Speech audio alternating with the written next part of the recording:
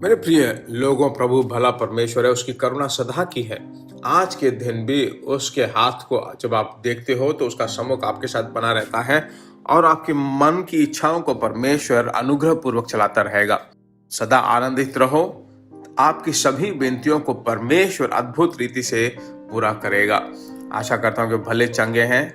परमेश्वर के पवित्र भाड़े के अंदर आप बिल्कुल सुरक्षित हैं। मैं ऐसा अर्पित करता हूं आपको और आपके लिए प्रार्थना करता हूं। आज 22वें तारीख में परमेश्वर हमसे जो बात करना चाहता है वह है यूहन्ना रचित सुसमाचार 15वां अध्याय और 5वें वचन में है, मैं दाखलता हूं, तुम डालियां हो।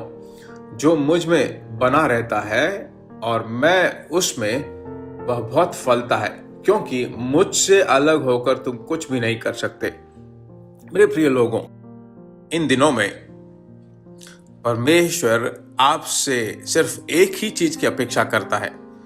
एक हमारी मसीह जिंदगी में हम फल देने लायक बने रहें। एक पौधे को अपने घर में रखते हो, वह सही समय में फल देने लायक आप अपेक्षा करते हो। उसी तरह परमेश्वर ने आपको एक दिन उद्धार दिया, उसके बच्चे के रूप में बदला, अभिषेक से भरा, फल देने वाले उस काल में फल देने लायक हमारी अपेक्षा करता है। तो इसकी सहायता करता है पवित्र आत्मा।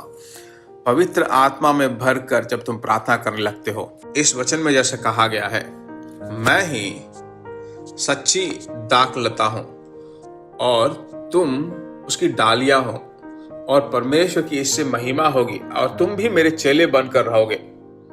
8वें वचन में ऐसा पढ़ते हैं।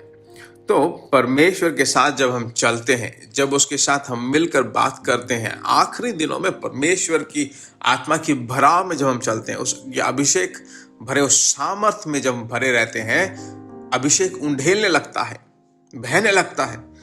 पर क्या होता है कि हमारे अंदर जो पवित्र आत्मा का सामर्थ्य है उसको और भड़काने लायक हमें करना चाहिए। परमेश्वर के वचन में कहा गया, जैसे तीमुथियुस से कहा गया कि तुम्हारे अंदर जो परमेश्वर की सामर्थ है उसको अग्नि से भरपूर कर कि तुम और जलने लगो, जिससे परमेश्वर की महिमा हो।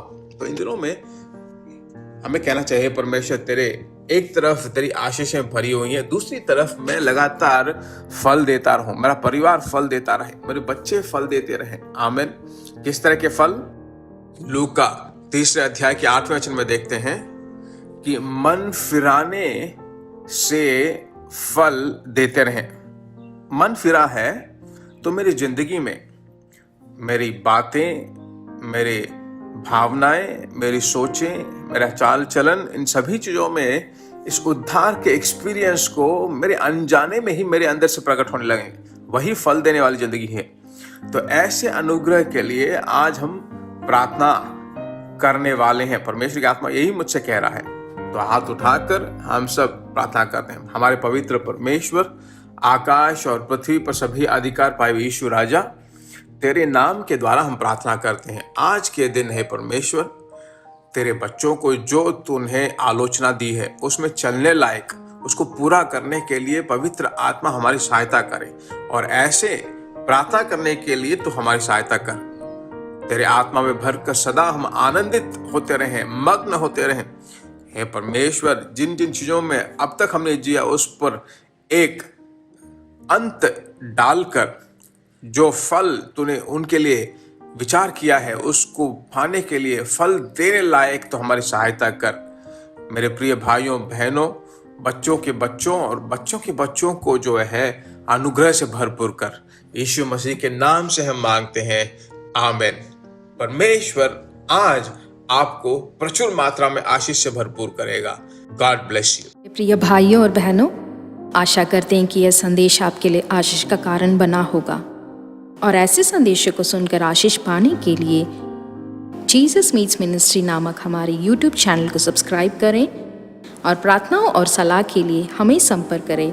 हमारा फ़ोन नंबर 9841252836 और 7299546363।